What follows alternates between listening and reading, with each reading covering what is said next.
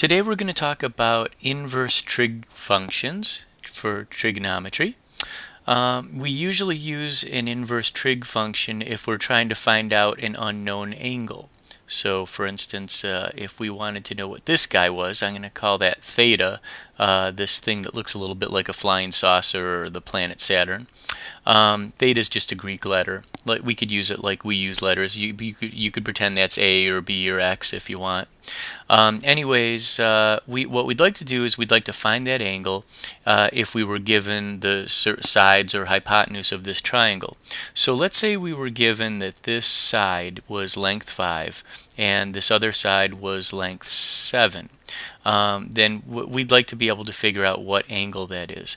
And the way we do it is we say to ourselves this. We say, well, I know opposite and adjacent, so maybe I should use tangent. Remember SOHCAHTOA? With SOHCAHTOA,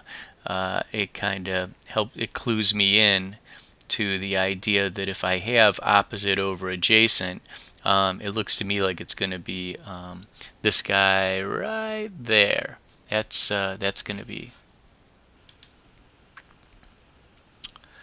Okay, so we can relate the tangent of theta to these two sides, and we do it in this way with the tangent of theta. That's our trigonometric ratio, and it is equal to the ratio of the two sides, 5 over 7, which happens to be the opposite over the adjacent side. Just a little reminder for you. Now the only bummer here is that we want to get theta all by itself. We want to solve for theta, and there is no obvious way to do this. Just pressing the button on your calculator is not going to work. So thank goodness we have this thing called an inverse trig function.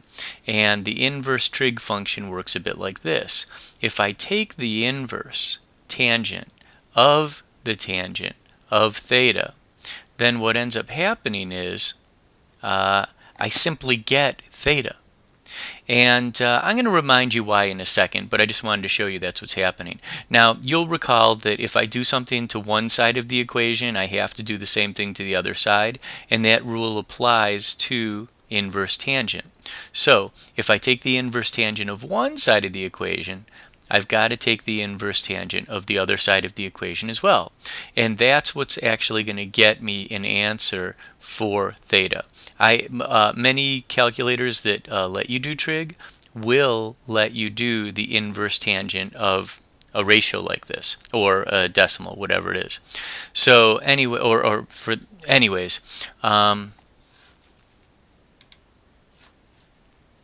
so let's use our calculator to actually find out what the inverse tangent of 5 over 7 is.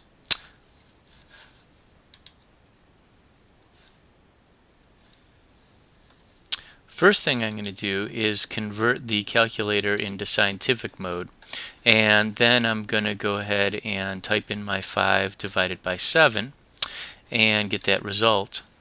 And then I have to hit, on this particular calculator, I have to be in degrees mode, hit inverse, and then hit tangent, and then it'll give me my result, which in this case is about 35.5 degrees, and we'll round for now.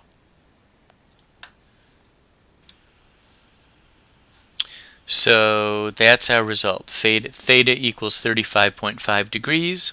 And we'll look at some more examples. Oh, I want to explain in a minute why this works when you take the inverse tangent of tangent and you get theta.